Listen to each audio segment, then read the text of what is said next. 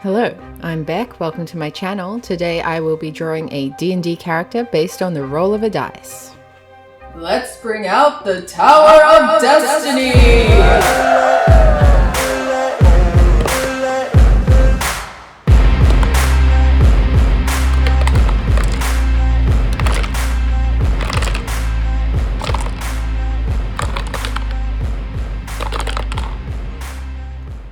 So I wanted her to be picking a lock, and I wasn't super confident with getting the posture, the posing right, so I found a similar pose of a woman holding a gun, which worked well.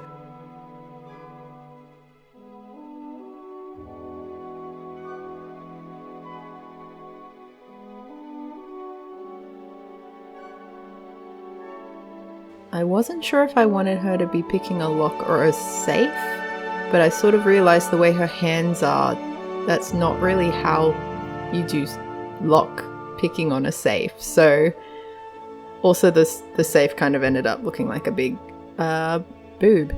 So I went back to the door idea and decided to come back to it later when I was doing more finalized artwork there. Trying to figure out how feet look in high heels is a lot of fun. Went for a really Jessica Rabbit style dress, the kind of dress that says look at me but don't really think about me as a person. That doesn't sound great, but that is kind of how an overly sexualized woman kind of gets seen. She's more decorative at this party, and for the sake of this rogue, that's what she wants. She wants people to not really see her as a full person, so that when whatever it is she's stealing goes missing, they don't even fathom that she might have been the one to take it. She's a thief because it like brings her joy. I don't think she needs the money. I don't think she needs any of the stuff she's stealing. It's more that very spoiled sense of excitement where she knows that the people she's robbing aren't really going to miss what they have because she probably knows them very well. But really she's in it for the thrill of not getting caught or potentially getting caught. And what she does with the art pieces is who knows.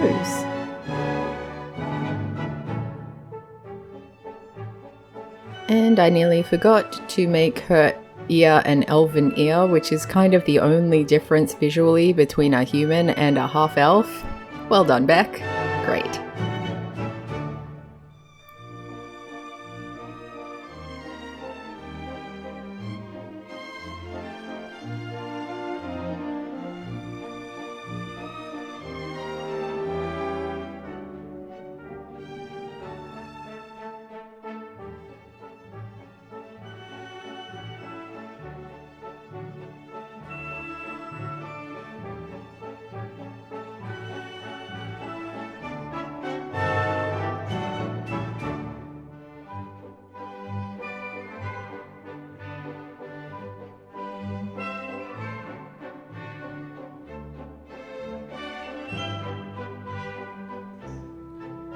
What is that instrument she's using to pick the lock, you ask? I don't really know. I was thinking it was something like a hairpin, but obviously that's pretty long, and I don't know how to pick locks, and I couldn't be bothered looking it up. So, struggle street with the fingers. As always, hands are impossible. I think it ended up looking possibly like she was maneuvering this pointy stick in the lock in a logical kind of way. Don't look at it too carefully. Thanks.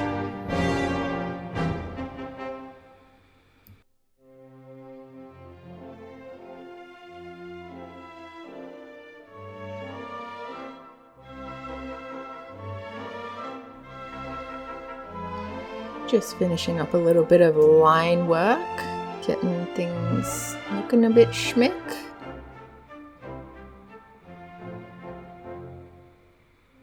And now we add the door. I don't know why I made the door. I struggled a lot with the lock. Like locks are usually a lot smaller than that, but this is kind of a D&D style lock. So it's one of those giant old-timey locks, and just by habit I put it on a door that would just be like solid wood oak, which I'm guessing in a fancy house isn't super common, but this can be one of those vintage heritage manors or something. Doing lovely wood paneling here. Look at me go. Such skill. The door came out okay. I kinda, as always, I don't really care about scenery, so I get really lazy about how much detail I'm using and whether or not it really stands out, which I don't want it to. I want the character to stand out, so if anything, I will sometimes do the gist of the scenery and then export that into Photoshop, make it a full blur, and then have it be a blurry background behind the character, which I don't think I've shown. I don't think anyone's really seen that unless you follow my Instagram. There's a couple on there that look like that. Coloring in time. Such a fun time coloring in.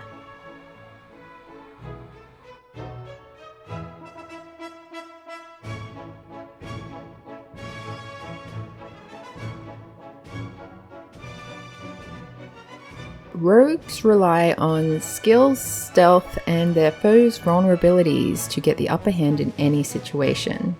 They have a knack for finding the solution to just about any problem, demonstrating a resourcefulness and versatility that is the cornerstone of any successful adventuring party. I read that directly from dnd5e.wikidot.com. Thanks, guys. This rogue, half elf, so she's a little bit voluptuous. Obviously she has other stats that are cool, but in terms of drawing her, she's a voluptuous elf. Her highest stats are Dex, Intelligence, and Charisma. So I wanted her to be someone who can infiltrate a fancy party. She's good at talking to her marks. She's charismatic. A beautiful woman hidden in plain sight.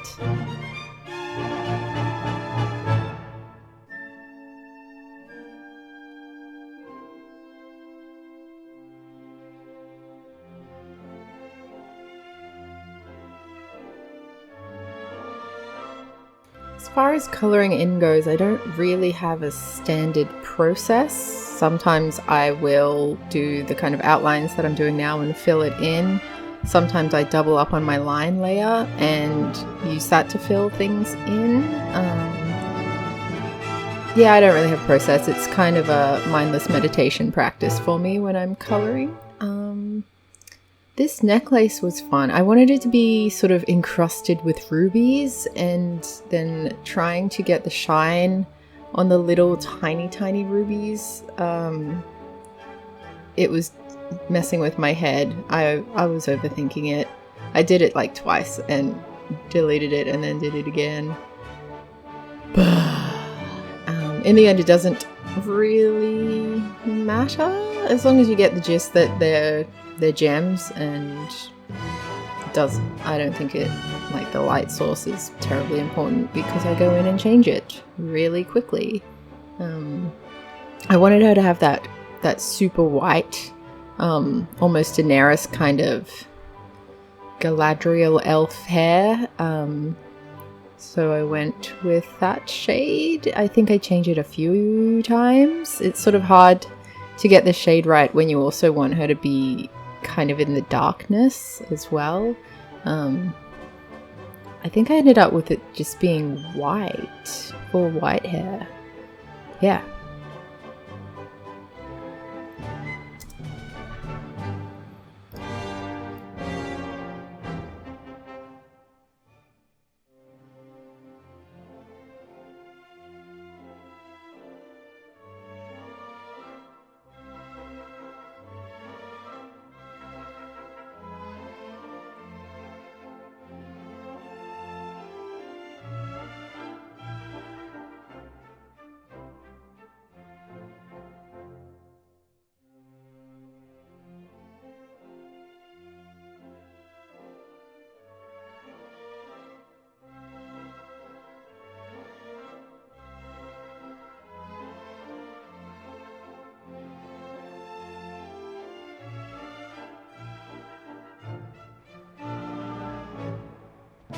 Ah yes, this is the moment when I realized that a lady like this would obviously be wearing evening gloves to a party. I mean, she's not a slut. Can't have those wrists showing. Upper thigh is fine, but wrists, absolutely not.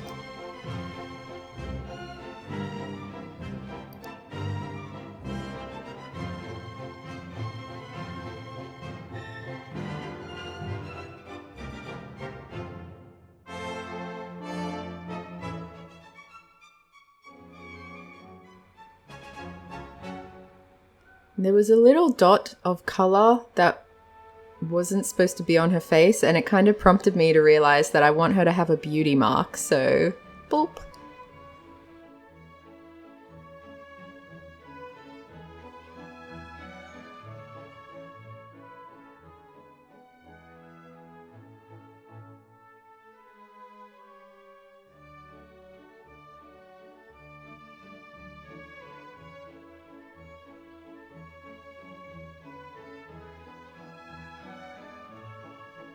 So now the room looked a little bit bare. I did want it to look like somewhere that a fancy person might live, so having a corridor with no rug just wouldn't happen. So I was trying to make the rug look fancy while also being too lazy to do an actual pattern. Kind of went with the vibe of a pattern. If you're trying to imagine a Venetian rug but you haven't looked at one in a while, that's kind of what I did. And the doorknob looked really flat, and it still looks flat, and even with added shading that I'm about to do, it never really looks great. I think the shading helped a lot, but yeah, the doorknob looks like it's pretty not really three-dimensional, but oh well, it's background. We don't care about the background. Blah.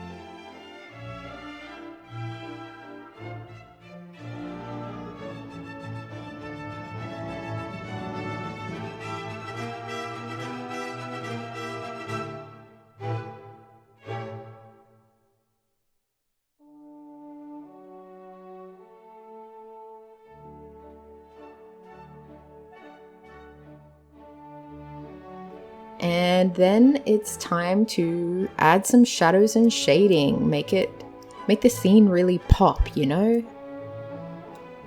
We like it. We love to see it.